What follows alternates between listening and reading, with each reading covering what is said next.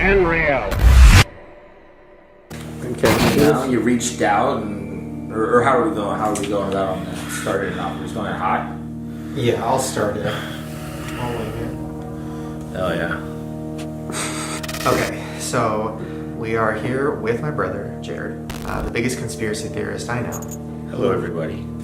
Who you guys might remember from the Flat Earth video, where we were joking about it, but also like pretty crazy. I mean, it's hard to joke about things that are that crazy, though. You know what I mean? It's like they're jokes, but they make you think a little bit. So, okay, the simulation theory. I thought I knew a lot about it, and then I was texting with my brother, and I realized, oh, I don't know shit.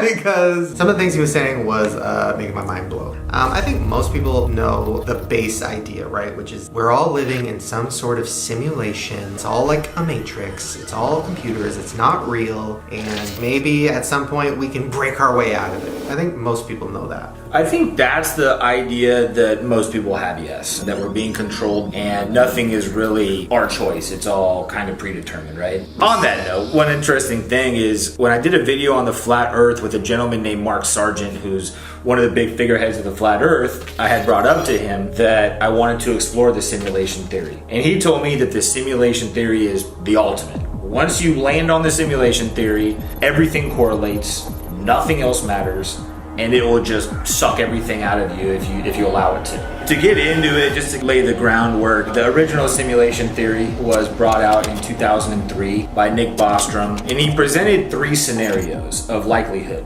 The first scenario is human beings never reach a point in civilization where they're technologically advanced enough to create a simulation that feels real. The second is we do end up getting advanced enough to make the technology for a simulation, but either we have no interest in pursuing it, or we end up destructing the planet with nuclear weapons before that could ever happen. The third, we're in a simulation.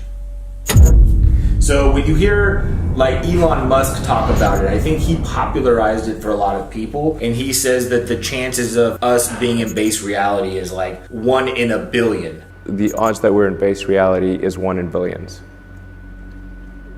So tell me what's wrong with that argument. Is the answer. The last 40 years of technology has gone from a computer chip the size of a house to a computer chip that you can hide on your fingernail. Why bother typing your contact information into another person's phone when they can get the information from a microchip on your fingernail? So obviously, it doesn't seem as though we'll never be able to create a simulation. I think if anything right now, the world is proving that they want a simulation. Now, if I'm in a loud place and I want to share my Instagram or my social media, I say, scan my finger. Right, that's every the goal. fucking year, like, I feel like when I first heard about the simulation theory, everybody was like laughing about it. And now, when you start talking about it, oh yeah, have you seen The Matrix? So I'm like, okay, people are, I mean, even like Instagram. I was looking at Instagram filters, and some of them are created by kids. And they're so in-depth and crazy and like putting things on your face and putting monsters like, and I was like, okay, so clearly technology is advancing very fast, even to when Instagram first started. So the reality of us getting to a point where somebody could create a simulation, it doesn't seem that far away at all. No, I mean, if you were to base it off of technology's exponential growth in the past 10 years, we're probably very close to it. We went from Nintendo in the early 90s. Now we're at a point where you can pretty much be inside the world in Nintendo. You can literally put on goggles and you're there. Yeah, like that game that people were playing where you put on the VR and you think you're like walking out of a building on a plank and you think you're gonna die, and people actually like broke their TVs because it was so real for them. So, okay, say we are in a simulation, which... Let's assume we are. Okay, we're assuming we're in a simulation. What is it? So, to keep going, I think it's important. There's a quote by a quantum physicist named Werner Heisenberg. If we're going to keep talking about the universe, I think it's a very important quote to bring up. He says that not only is the universe stranger than you think, it's stranger than you can think. So... Ew. That's too real. Yeah. Ew. Am I some alien blob, sitting in some hovering chair, like playing my life? Or is it like a flashback Because I've heard of that, like the ancestor simulation, where it's like a simulation of the entire history of the world. It's kind of like a history book. Like you can go through the simulation and watch certain events happen. Pretty much. Okay. Exactly like that. So it's almost in the future, we want to understand our past, so we create simulations that we can relive the past in. A point would be basically to learn from the past and to put ourselves through as many scenarios as humanly possible. So like the simulation that we're in right now could be ran 1,000,000 times, you know, and over the course of the 1,000,000 times, they're going to learn lessons in each one, different probabilities, things of that nature. I mean, maybe at one point people just become so bored they want to relive the past. Whoa. You know? So let's just assume that we are in a simulation. Is it everybody's simulation or is it per person? Like, am I in my own simulation and all you guys are NPCs? Is that what it is? I don't believe so. Okay. I believe that we are in a mass group simulation. And my personal belief is we all share a collective consciousness. We're all tapped into the same simulation. That's why you enter a room and you feel energy. And not everybody though. Like not everybody is tapped in quite the same. We've all asked the universe for a sign, you know. Give me a sign. Once you accept a sign that the universe gives you, you speak universe now. Everything is a sign, and you live synergistically with the universe. And the world almost tries to train you to not go with your gut, to not believe your instincts, right? So there has to be a creator. There has to be the ultimate programmer behind this. There has to be rules. There has to be a system in place that governs the simulated experience. You have laws that govern society that keep you in line while you're here. Physics, the natural law, gravity, things of that nature to bring some kind of order to the existence. And the next thing would be the player. So who are the players in this scenario? The way I perceive it is the brain would be the player. So there's an old theory that inside of your brain is somebody sitting in a chair controlling the body, right?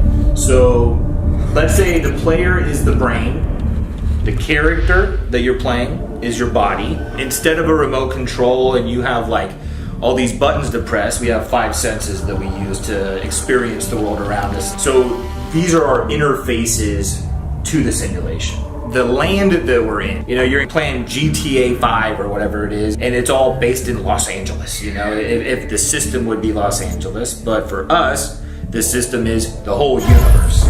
And we understand the Earth, but the programmer probably just did a bunch of like spacebar, spacebar, spacebar, and just kept going out further, further, further, further, further. You know, it's probably just stars, and then you just extend, extend, extend, extend, extend. Make it so far out there that we'll never be able to get to it. You know?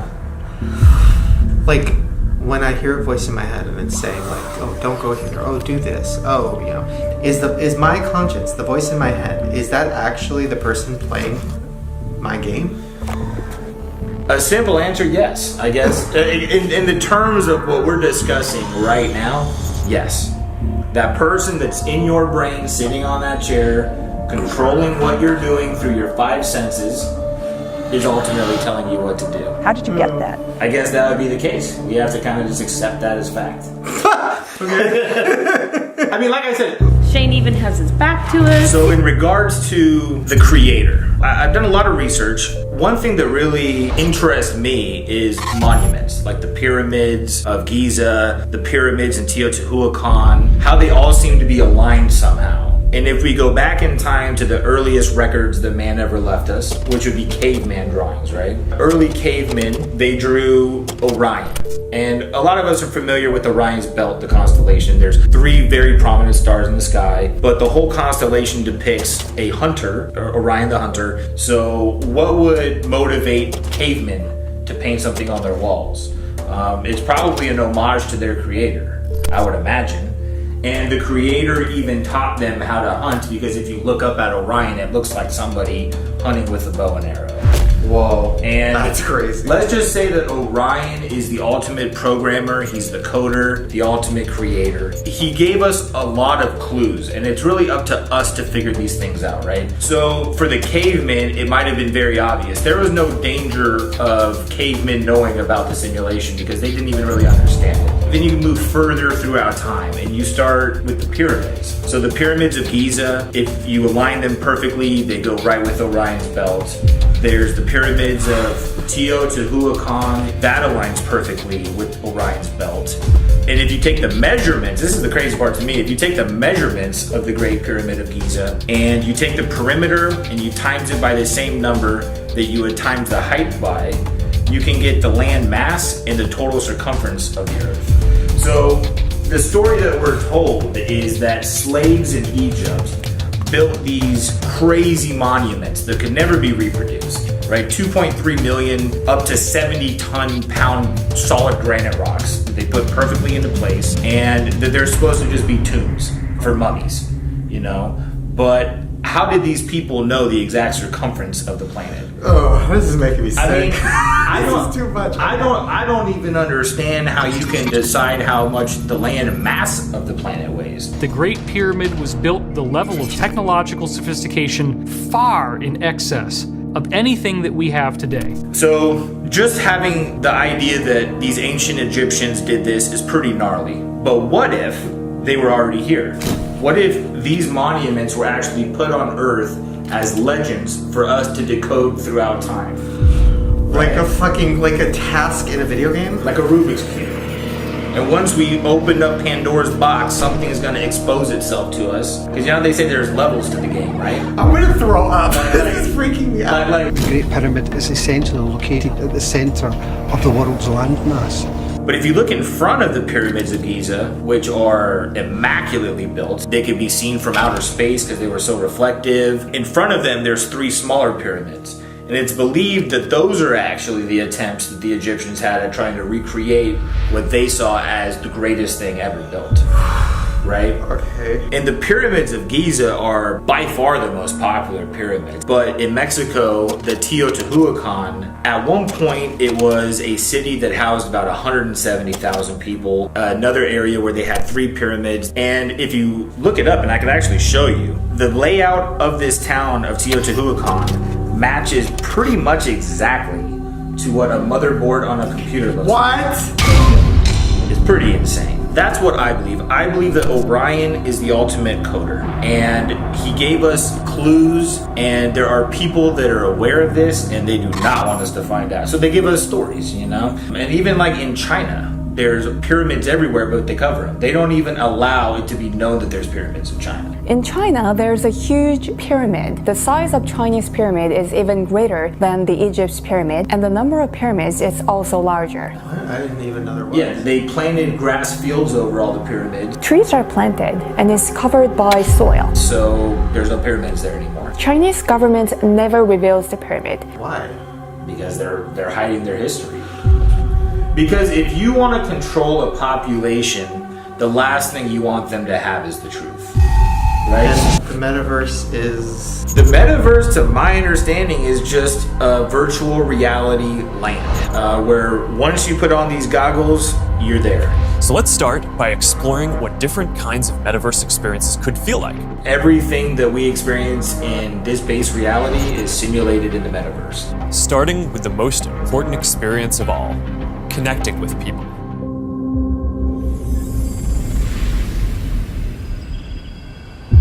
You go there, it's cryptocurrencies that you would use, you have art, your NFTs that you have, and in essence, that's what it all is. It's just all digital. They say that the ultimate goal is to figure out a way to download consciousness.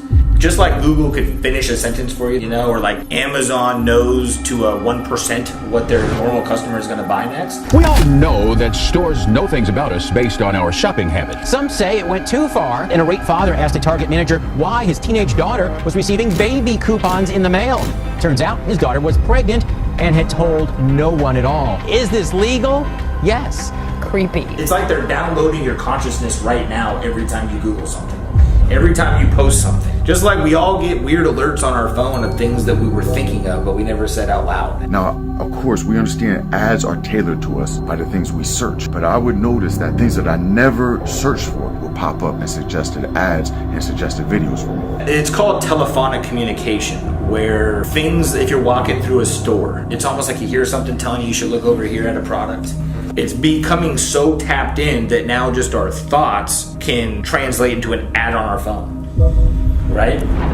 This next one is the one that really got me. like, hey, remember that movie? I'm thinking to myself in my mind, remember that movie? I'm thinking of a movie that came out over 25 years ago, and it was about these people who would morph into cats. There was no stars in this movie. I hadn't thought about this movie in over 25 years, haven't mentioned this movie, I've never seen it advertised anywhere, nothing. Just something that just came into my mind, and that's, what was the name of that movie? I'm thinking to myself, Sleepwalkers, that was it, Sleepwalkers. And just like that, the thoughts going from my mind, we fall asleep. First thing in the morning, I get up, I get on YouTube, I'm scrolling through, the very first thing I see as I'm scrolling down YouTube, would you be interested in renting Sleepwalkers?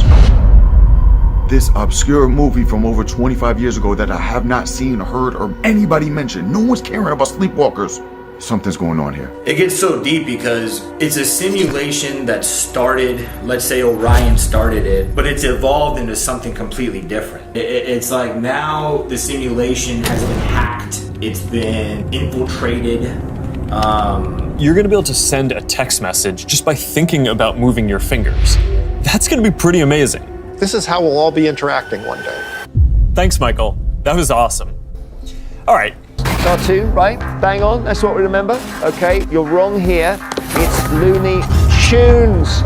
Don't ask me. Yes! That was something a few years ago that everybody thought was stupid, and now everybody's like, wait a minute, this actually makes sense. The picture of the person, right? Right. Well, it's wrong. He doesn't have a monocle. What does he have instead? No monocle at all. Or even things that happen very randomly. You'll be talking to your friend and you'll say a word that's really random, and then the song on the radio says the word, or the TV says the word, and you have that moment of like, whoa. You'll see a certain number a few times a day. Like I see 719, my birthday. I see it every day, like 4 times a day in different ways. A price tag somewhere, a time code somewhere. Or even when you voice memoed me about doing this video and we were talking about it. The simulation is just insane. When your voice memo finished playing, Ryland's podcast popped up and started playing at the exact point where he said, and then it all works out in their favor. Maybe it's all a fucking simulation. I mean, definitely. For sure, none of this is real. No. No. And I was like, okay, that's... The fuck was that? Oh, that might have been me. The timing of that was so Dude, no bullshit. I just got an email for NFTs, dude. Connected. Or even all the videos on Reddit, like glitches in the Matrix. Planes hovering and not flying. Obviously, like, well, maybe the plane is just, the speed is, you know, maybe it's an illusion. But then there was these videos that I found. There was one where it was raining, but it was only raining in like a circle. Or people disappearing in the background on the news. Live news. See her. She disappeared. Clean. There was this one video clip of this like guy, and he was filming outside of his bus, and there was a girl next to her car, and she was literally like a video game character that was broken. She was like doing the same movement with her camera over and over and over again. And it's like, that could be a broken character in the simulation. Or this one of a deer randomly being thrown by something invisible. So it's like all those things mixed with all our weird day-to-day like deja vu moment. Is that moments of the simulation glitching? Or is that our players fucking with us? The glitch in the Matrix, I think that would be the obvious. There's some kind of a glitch. Maybe there's too much activity on the server if we're looking at it in a computer simulation sense. But what I like to think is these are signs from the creator to help us wake up.